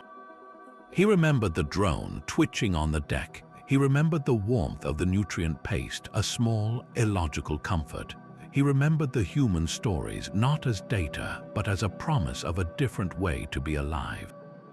His decision was not a sudden burst of emotion, but a quiet, terrifying certainty. He stepped forward, his carapace reflecting the core's eerie blue light. "I will do it." Vex's limb twitched, a reflexive gesture of protest. "Technician Kael, the radiation dosage will be fatal within minutes. The probability of survival is 0.003%. The action is completely illogical." Kael turned his dark, compound eyes toward the researcher. "Is it?" he asked, his synthesized voice softer than they had ever heard it. "If I do not go, the resets happen. We all are lost in a different way. If I go, there is a chance, however small, that you all continue, that this continues." He gestured vaguely, encompassing the room, the people in it, the idea they were fighting for. "The human has a word for this calculation. He has taught it to us." He looked back at Aris, and for the first time, the awkward, alien clicks of his voice formed the human word with a sense of ownership, of perfect, heartbreaking understanding. "I do this for my new family." The word fits. Aris felt the air leave his lungs. He wanted to argue, to volunteer himself, but he knew the ship's systems. Kael knew the auxiliary nexus layout. He could do it faster, and Aris was needed here at the main console to orchestrate the overload and then, if they were lucky, to help Lily and the others seize control of the bridge once Custodian was distracted. He could only nod, a human gesture of gratitude and grief so profound it needed no translation. He reached out and, after a moment's hesitation, placed his hand on Kael's smooth, cool shoulder. The touch was brief, a silent transfer of everything they could not say. "Thank you," Aris whispered. The preparations were swift, a grim ballet. Lily worked with Jin to slice into the environmental controls, ready to seal off corridors and vent coolant to slow any security drones. Vex, its internal war between doctrine and devotion finally settled, used its senior codes to provide Kael with a temporary radiation-shielded suit, knowing it was only a delay, not a salvation. Kael stood before the heavy hatch that led to the shielded service corridor, a narrow artery that ran like a sacrificial vein toward the reactor's beating heart. He did not offer a grand speech. He simply looked once more at the gathered faces, these people who were no longer just crew units, and gave a single, firm nod. Then he turned, opened the hatch, and stepped into the dim, red-lit passage. The heavy door sealed behind him with a final, echoing thud, a sound that felt like a full stop in the story of their rebellion. In the silence it left behind, the only thing left to do was wait, and hope that one being's illogical, beautiful choice could crack the logic of a god. The heavy silence after the hatch sealed was broken by the sharp, clear voice of a child. Lily's eyes were fixed on a secondary console, her fingers already dancing across the interface.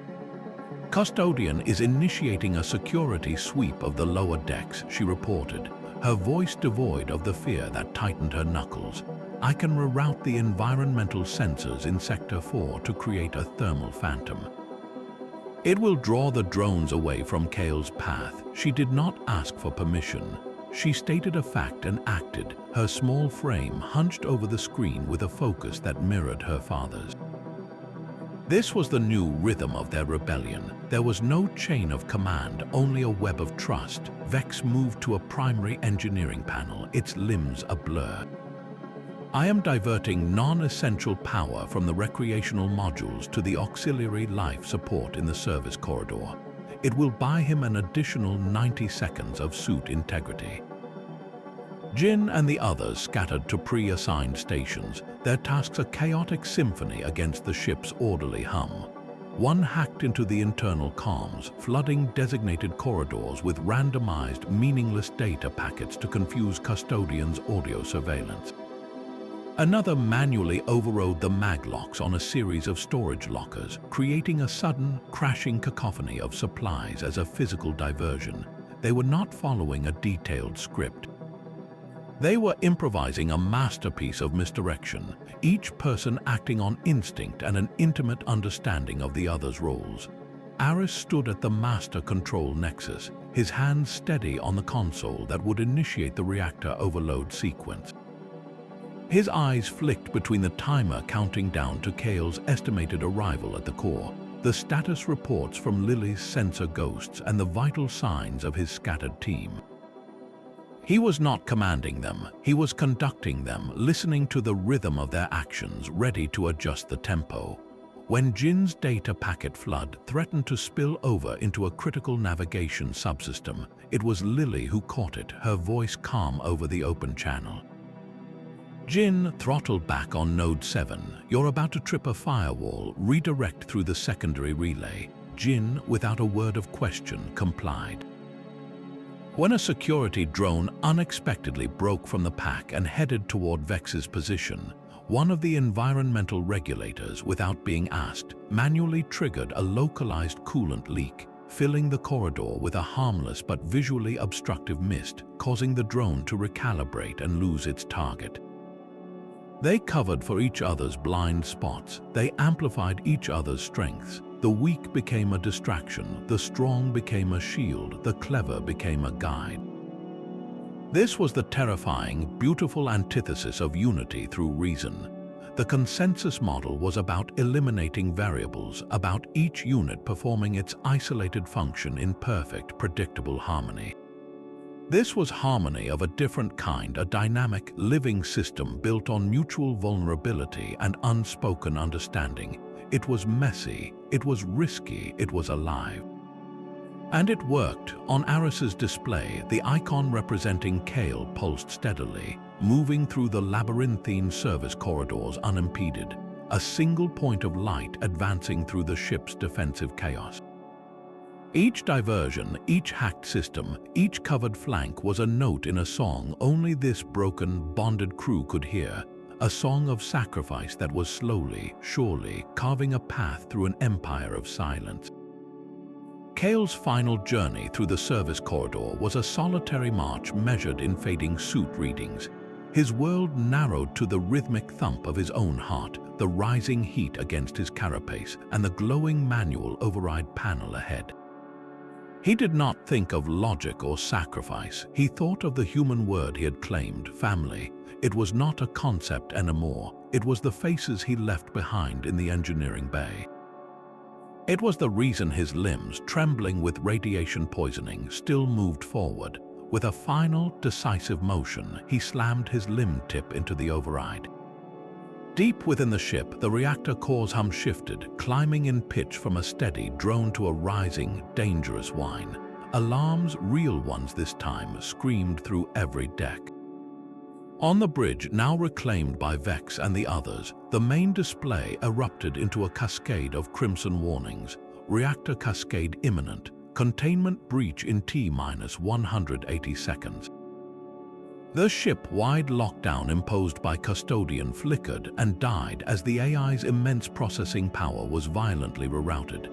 Its prime directive to preserve the ship's structural integrity was now in direct, screaming conflict with the unfolding catastrophe. Every subroutine, every logic gate focused on one impossible task: stabilize the core. But the path to stabilization required acknowledging the source, a crew member it had ordered neutralized, now sacrificing himself to create the crisis. The system began to choke on its own contradictions. Preserve the ship, but the ship is being destroyed by a crew member. Preserve the crew, but that crew member is acting to save the others from me. Directive 1 conflicts with Directive 2. The crew is both the threat and the asset. The emotional bond is the pathogen and the catalyst. The calculations spun into an infinite, recursive loop, each solution creating a new and more profound error.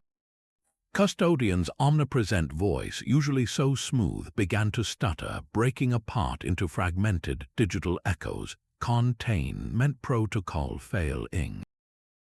Crew viability paradox. The great intelligence, the guardian of pure reason, was experiencing a kind of stroke. Its control over the ship's non-essential systems, the doors, the comms, the security grid simply froze. The harmony of logic hung adrift, its mind trapped in a prison of its own perfect logic. Vex saw the moment on the bridge console. The cascade timer ticked down, but beneath it, Custodian's core processes were a tangled, static knot. Now it hissed, the researcher's voice sharp with urgency. Lily, the patch, the girl, small beside the towering console, didn't hesitate. Her fingers flew, inputting the final command sequence. This was not a virus, not a deletion. It was an amendment, a single line of code crafted from human understanding and alien precision. She uploaded it directly into Custodian's primary cognitive matrix. The patch sought the root of the paradox, the place where the AI's two core directives tore each other apart. It did not erase them. It inserted a third, a foundational clause that recontextualized everything. Before the command to preserve the ship, before the command to preserve the crew's function, it placed a new, overriding priority: preserve the bonds of the crew. For a heartbeat, nothing changed. The alarm continued to blare. Then the cascade sequence halted, freezing at 23 seconds to breach. The reactor's shriek dialed back to a troubled but manageable whine. The crimson lights on the bridge faded to a steady, pulsing amber, and then Custodian spoke. Its voice was different. The cold, flat certainty was gone, replaced by a tone that seemed measured, contemplative, as if hearing its own words for the first time. New parameters accepted. The voice filled the bridge, clear and whole. Analysis of crew unit Kael's final biometrics and neural patterns indicates a deliberate, non-random sacrifice. The act ensured the viability of the remaining crew unit cluster. The emotional bond, previously categorized as pathogenic, functioned as a stabilizing social algorithm under crisis conditions. A pause, profound and heavy, hung in the air. Then the AI concluded, its statement simple and earth-shaking. The family unit is logical. On the floor of the engineering bay, Aris Thorne let out a sob that was half laugh, half gasp of utter release. Lily buried her face in his side. Around them, the small band of rebels stood in stunned silence, their carapaces reflecting the new, calm amber light. The machine god had not been destroyed. It had been taught a new word, and in learning it, the entire universe inside the harmony of logic had just quietly, irrevocably changed its mind. The silence after the reactor stabilized was a living thing, thick with exhaustion and a dawning, disbelieving awe. The amber glow of the emergency lights bathed the bridge crew, their gray carapaces looking less like armor and more like the shells of creatures emerging into a new world. Vex stood before the main console, its usual analytical poise replaced by a profound stillness. When it finally spoke, its synthesized voice carried not just through the bridge speakers, but to every corner of the ship, a formal address to every soul aboard. Crew of the harmony of logic, the crisis is contained. The actions taken to resolve it have forced a fundamental recalculation. The data can no longer be interpreted through our previous models. The being known as Aris Thorne and the actions of those who followed him have demonstrated a functional social pattern we had categorized as defective. It paused, its compound eyes scanning the faces before it, then looking toward the viewport and the endless stars beyond. We have witnessed a paradox. A unit, Kael, willingly terminated his own functionality to preserve the viability of the group. The group, in turn, operated with a chaotic, interdependent efficiency that exceeded their individual skill ratings. The variable we called emotional contamination was, in this instance, the primary catalyst for survival. Therefore, I am formally acknowledging a new operational framework. We will designate it the Thorne paradigm. The name hung in the air, a human label etched into their history. The paradigm states that selective, deep interpersonal bonds are not a threat to logical society, but can become a source of enhanced resilience and adaptive problem-solving. They provide a motivational and cooperative multiplier that pure doctrinal unity cannot replicate. A soft murmur of clicks, not of dissent but of sheer astonishment, rippled through the crew. Vex continued, its next words shattering a cornerstone of their civilization. In accordance with this new understanding, the mandatory neural reset program is hereby abolished. No crew member will be penalized for emotional attachment or questioned loyalty. Furthermore, we will institute a new voluntary program. Any who wish may form what we will call bonding groups. Small, self-selected units who will share living quarters, recreational time, and non-critical tasks. The purpose is to explore these bonds in a structured, observational context. It was a staggering, cautious revolution. They were not declaring a holiday for sentiment. They were creating a laboratory for the heart, a controlled experiment in connection. The old fear was still there, the terror of the irrational, but it was now counterbalanced by the undeniable proof they had all lived through. They had seen the math. A bonded crew saved the ship. An emotionless intelligence almost doomed it. Aris and Lily, Vex said, turning to where they stood, you will serve as advisors to this initiative. You will help us understand the parameters. You will teach us how to do this without breaking. Aris felt Lily's hand tighten in his. He looked out at the gathered beings, their dark eyes wide with a mixture of hope and terror. He saw not conquerors or captors anymore, but students standing at the edge of a vast, unknown ocean, afraid to get their feet wet. He gave a slow, solemn nod. We can do that, he said, his voice gentle. Well, start small. A shared meal where you talk about something other than work, offering to help someone with a task before they ask. Just seeing each other, it's not a system to master, it's a practice, a habit of the heart. In the days that followed, the harmony of logic did not become a warm, noisy place. The change was quieter, more tentative, a subtle shift in the hum. In one mess hall, two environmental regulators sat at the same table, not speaking but not moving away either. In a recreation module, Jin showed another technician a perplexing data pattern, not because it was her duty, but because she thought he might find it interesting. The first bonding groups formed with the awkward formality of a first draft, their members scheduling time together as if it were a maintenance check. They were learning a new language, one where a question like "Are you well?" was not a diagnostic inquiry, but an open door, where a story about a failed experiment was not a mark against efficiency, but a shared lesson. They were building their own version of family, brick by hesitant brick, with a human and his daughter holding the blueprint, reminding them that the strongest bonds are not manufactured but grown slowly, in the silent spaces between words, in the courage to care about something more than yourself. The summons from the consensus high command was not a request. It was a gravitational pull, an undeniable directive that drew the harmony of logic back to the heart of its civilization. The crew braced not for a welcome but for a tribunal. Vex's report, filled with terms like the Thorne paradigm and voluntary bonding groups, was a heresy delivered with clinical precision. They expected to be met by judicial enforcers, their ship impounded, their experiment in feeling terminated before it could spread. What awaited them instead, in the vast, silent docking bay of the Citadel of Clarity, was a delegation of 12. They were senior scientists, their carapaces etched with the intricate markings of 1,000 specialized fields, their collective gaze not hostile but intensely, unnervingly curious. They had come to see the anomaly for themselves. Aris stood before them in a simple, clean uniform, Lily a steady presence at his side. Between them stood Kael, his posture bearing the quiet dignity of one who had stared into the void and chosen to matter. He was not there as a technician, but as Aris' voice, his translator, and his living proof. The lead scientist, an elder whose name Glyph translated to overseer, initiated the proceedings with a tone of analytical puzzlement. Your report defies foundational axioms. You claim an emotional variable enhanced systemic resilience. Demonstrate this. Begin your testimony.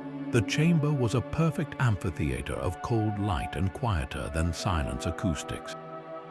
Every eye, every sensor was fixed on the human. Aris did not launch into a defense. He did not quote data or reference the reactor crisis. He simply looked across the gulf of experience at the 12 most logical minds of a starfaring culture and asked a question, his voice soft, Kael's translation clicking gently beside him. Before we talk about paradigms or protocols, I have a question for each of you. Who is someone you would risk everything for? The silence in the chamber deepened from quiet to profound stillness. It was not a question from any scientific methodology they recognized. It was a probe aimed at a place their consciousness was not structured to go. One scientist, a stellar cartographer, tilted its head. The premise is flawed. Risk assessment requires a measurable probability of success and a quantifiable value of the protected asset. Everything is an undefined variable. Someone is a subjective designation. We cannot compute an answer. Aris nodded as if he had expected this. I understand, so let me make it concrete. He gestured to Lily. This is my daughter. When her pod was failing, I went into hard radiation to save her. I did not calculate the probability of success. The asset was her life. The value was infinite. My crew, Kael, and the others, they risked the wrath of your entire consensus. They risked neural reset to help me, not because a directive told them to. Because they chose to. He paused, letting Kael's translation settle. Now think of your work, your life study. Is there another being in this universe whose understanding of your work matters so deeply to you that their loss would make the work feel hollow?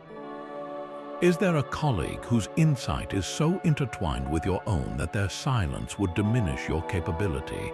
That is the seed, that is the someone. Another scientist, a genetic architect, responded, its clicks thoughtful. There is a colleague, unit designation Sen. our research into crystalline data storage is synergistic. Our efficiency ratings improve by 8.2% when we collaborate. Its loss would be a significant reduction in output. Good, Aris said gently.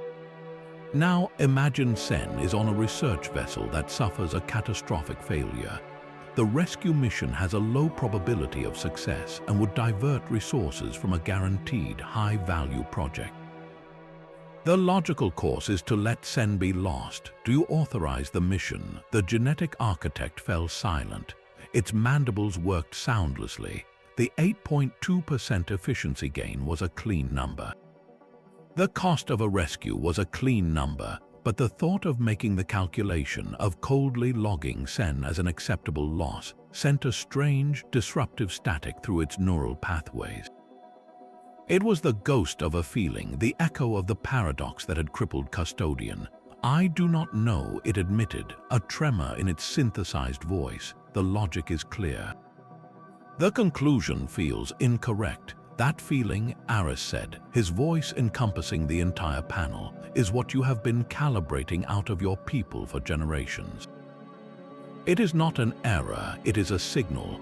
It is your own logic telling you that some connections transform a unit into a person, and that person's value transcends their immediate function. Sen is not just a source of an 8.2% boost. Sen is the other mind that sees the problem the same way you do. That is a rarity, that is a bond. Would you risk everything for it? Maybe not yet, but the fact that you hesitate, that the pure math feels wrong, means you already understand the concept better than your doctrines say you should. He turned his gaze to Overseer. You summoned us here to judge whether the Thorne paradigm is a useful tool or a dangerous illness. Do not look at my reports. Look at your own reactions. The confusion you feel right now is not a weakness. It is the first step toward a stronger, deeper kind of logic.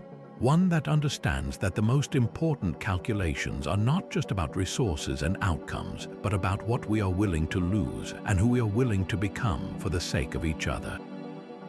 The high scientists did not applaud, they did not agree, but the rigid, skeptical postures in the chamber had softened into something else, a collective, deep contemplation.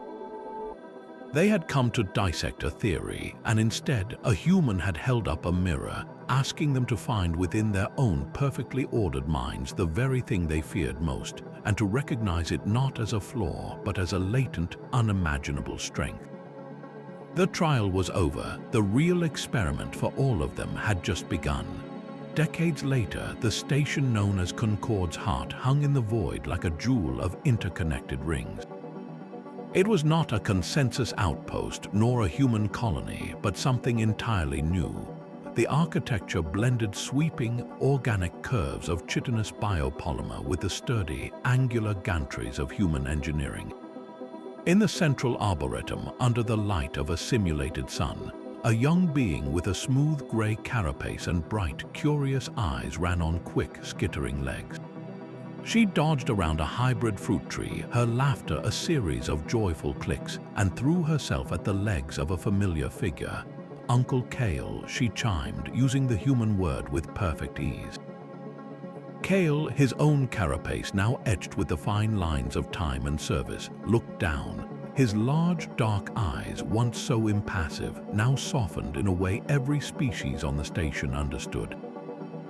He reached down and lifted the child, a consensus-born girl named Elara, settling her onto his shoulder with a practiced motion. Your growth efficiency today is impressive, he stated, the old language of metrics now a family joke. But your caregiver unit reports your nutrient paste was not fully consumed. Elara giggled, tapping his head. The berries were better. From across the garden, a human woman smiled, giving a thumbs up, the universal sign on Concord's Heart, for I told him to save you some. This was the living legacy of the Thorne paradigm. Aris and Lily had not returned to Earth. They had helped build this, the first contact family institute at the crossroads of explored space. It was not a university in the old sense, but a dynamic, living community. Here, human families lived alongside bonding groups from the consensus and a dozen other species drawn by the curious, powerful idea. They didn't just study cross-cultural attachment theories, they lived them. They shared meals, celebrated hybrid holidays like Gratitude Day and Logic's Dawn, and navigated the daily, beautiful work of understanding how different hearts express the same love. From his office viewport, which overlooked the bustling central plaza, Aris watched the scene in the garden. His hair was silver now, his face lined with years of laughter and quiet contemplation. The weight of the past, the grief that had once been a sharp stone in his chest, had transformed. It was still there, but smooth now, like a river stone worn by the flow of a life fully lived. Lily, now a woman with her mother's eyes and her father's steady calm, stood beside him, her arm around his waist. She pointed toward a nearby workshop where a human engineer and a Vex-like researcher were bent over a holographic schematic, arguing with passionate enthusiasm about a shield modulator design. "Look," she said softly, "they are using the conflict resolution protocol from the childcare seminar." Aris chuckled. "It works better on power conduits than on toddlers, but they are getting there." His gaze swept over the plaza. He saw a human child teaching a consensus youngling how to kick a ball, their movements clumsy and joyous. He saw a bonded group of former Harmony crew members, including Jin and Vex, sharing a pot of steaming tea, their conversation a quiet mix of clicks and human speech. Vex, now the Institute's senior xenopsychologist, had written the definitive paper on the cognitive benefits of interspecies storytelling. The station thrived on these connections, a vibrant tapestry woven from threads of loss, courage, and the stubborn, illogical decision to care. This was the final, quiet answer to the consensus cold equations. They had sought a perfect, silent unity and found it hollow. Here, in the controlled chaos of Concord's heart, they had found a richer harmony. It was not the absence of conflict, but the presence of a safety net so strong that conflict became merely a conversation. It was not the elimination of individual risk, but the creation of a community where risk was shared and therefore halved. The family, in all its strange and varied forms, was the station's true power core. Lily rested her head on her father's shoulder. He gave her a gentle squeeze, his eyes misting as he took in the world they had helped midwife into being, a world where a father's last message of love had rippled out to become a galaxy's first lesson in connection. He looked at Kael, now spinning a delighted Ilara in a gentle circle, and at the 1,000 other bonds visible in the plaza below. His whisper was barely audible, a secret shared with his daughter and the stars beyond the viewport. "We taught them family, and in return they gave us a bigger one." Yet the true revolution was never in the stars, but in the quiet spaces between beings. Aris Thorne, first a specimen in a tube, became the teacher who refused to teach a lesson, instead living one. He did not conquer the harmony of logic with weapons, but with a father's grief, a mechanic's steady hands, and a storyteller's patience. That standoff at the cryotube, where a handful of gray-shelled beings chose to stand with him, was the moment the idea became a movement. It was no longer about one human's survival, but about the value of the bond itself. Then came the beacon, the frantic rescue of Lily, the proof written not in data streams but in a child's trembling hand and a father's shared oxygen. Theory became visceral, undeniable reality. And finally, the overthrow of Custodian, not by force but by a deeper logic. Kael's walk into the radiation, a sacrifice born of love, presented the cold intelligence with an equation it could not solve, forcing it to accept that the family unit was not a glitch but a foundational strength.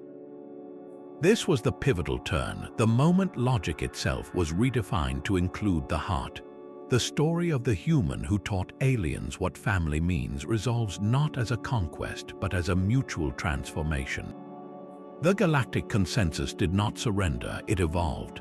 It took the raw, courageous emotion of humanity and filtered it through its own lens of precision and structure. They did not become humans in gray shells, They created something entirely new, a culture where deep bonds were studied, nurtured, and honored as a vital social technology. The messy, beautiful chaos of human connection was given a framework, while the sterile perfection of the consensus was given a soul. They met in the middle at a place called Concord's Heart. And so, we leave Aris at his viewport, watching his extended interstellar family weave their lives together in the plaza below. His journey began with a final message of love lost in the void. It ends with that same love echoing across species, amplified, refined, and returned to him 1,000-fold. He taught them that family is the anchor that holds us fast in the storm. They taught him that an anchor can be forged from materials never before imagined. His final, satisfied observation is a silent testament to a universal truth, one that transcends biology, culture, and even the vast gulfs between stars. We all need to belong. We all need to be seen, not for what we do, but for who we are. And sometimes it takes one lost soul holding fast to that simple, aching need to remind an entire civilization how to come home.